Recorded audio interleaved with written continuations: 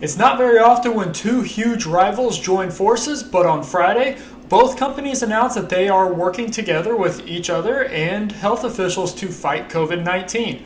On Friday, Apple and Google announced that they will be using Bluetooth low energy technology to share data. This technology will allow phones, iPhones, and Androids to communicate with each other.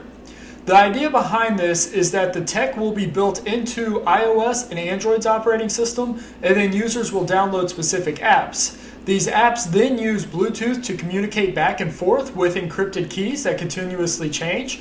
The phones will then search every 5 minutes or so to see who's around them. So now let's get more specific. First off, these API tools will be released next month in May so that apps from public health authorities will be able to start using the technology. In the months to come, Apple and Google will build the API and tracing systems directly into their phone's operating systems. So then, once the APIs have been created and used, the phone will use what is called contact tracing, which is used by the Bluetooth low energy technology. The user must then download an app and consent to everything in it. Once done, every 5 minutes the phone will look around for other Bluetooth devices and communicate with them. The phone will then keep a log of connections in a database. The keys that each phone will use will be updated every 15 minutes for privacy concerns and to keep data anonymous. So basically, if one person contracts the coronavirus, they will then log it in their app.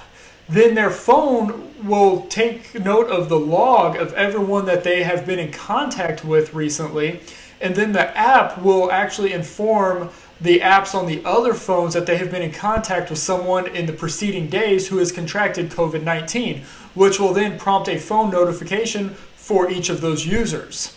The CEOs from both Apple and Google tweeted about the joint operation on Friday, and in a joint statement, both companies said this: "Through close cooperation and collaboration with developers, governments, and public health providers, we hope to harness the power of technology to help countries around the world slow the spread of COVID-19 and accelerate the return of everyday life." With this Bluetooth technology, users' locations will not be tracked like they would with GPS systems. Also, all data is anonymous via the constantly updating cryptographic calculation key system that is set in place.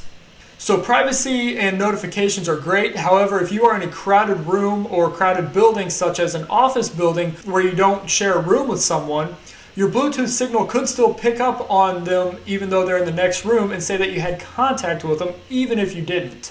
I don't necessarily see that as a downfall considering you were in the same building as them, which means this type of virus could still get to you since it's airborne through coughing and it stays on surfaces for a while. Either way, it's not perfect, but it helps out a lot. You just have to keep your phone and apps up to date and install the apps that use this type of technology. As I've mentioned before, I don't like being tracked by GPS and third-party companies, but this is something that I could get on board with if the privacy is really as good as they say. Hopefully this virus will be contained and better managed by the time these apps and APIs roll out, but it's better late than never. And as always, thank you for watching. Be sure to like and subscribe.